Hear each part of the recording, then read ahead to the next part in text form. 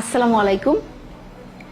মানুষের জীবনের সবচেয়ে মূল্যবান যতগুলো সম্পদ আছে তার মধ্যে শ্রেষ্ঠ সম্পদ হলো মানুষের নিজের সন্তান। অর্থাৎ এই সম্পদকে যদি আপনি নার্সিং করতে না পারেন ঠিক মতো, তাহলে কিন্তু আপনার জীবনে যেমন কোনো মূল্য থাকবে না, আর সন্তানের জীবন তো আসলেই নষ্ট হয়ে যাবে। তাহলে আমি যদি স্থায়ীভাবে কোনো সম্পদ তৈরি করতে চাই, তাহলে সন্তানের পিছনে আমাকে ইনভেস্ট করতে হবে।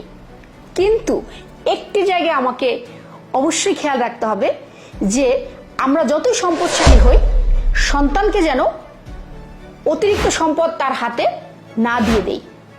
অর্থাৎ সন্তান যেন অভাব কি বা জীবনের সমৃদ্ধি কি, ঐশ্বর্য কি, এটার মধ্যে যেন একটা পার্থক্য করতে পারে, সেই জায়গাটা যেন আমি তাকে রাখি। অর্থাৎ মাঝে মাঝে আপনি দিতে পারলেও তার চাওয়ার জিনিসটি না এনে বরঞ্চ তার অভাবটা বুঝতে দিন, এবং একটি নির্দিষ্ট সময় পার হওয়ার পর, নির্দিষ্ট বয়সের পর আপনি ওই জিনিসটি তাকে উপহার হিসেবে দিন।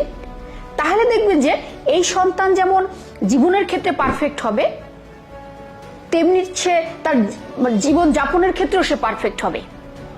অর্থাৎ তার যাপিত জীবনটি সুন্দর হয়ে উঠবে। কারণ কি, সে তখন বুঝতে পারবে যে সম্পদ কিভাবে ইউজ করতে হয়।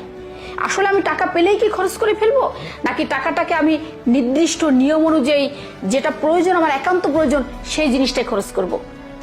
সুতরাং আমরা যেন সন্তানের এই দিকটাই লক্ষ্য করি যে সম্পদ যেন তার হাতে অতিরিক্ত চলে না যায় এবং সেজন্য বিপথে না যায়।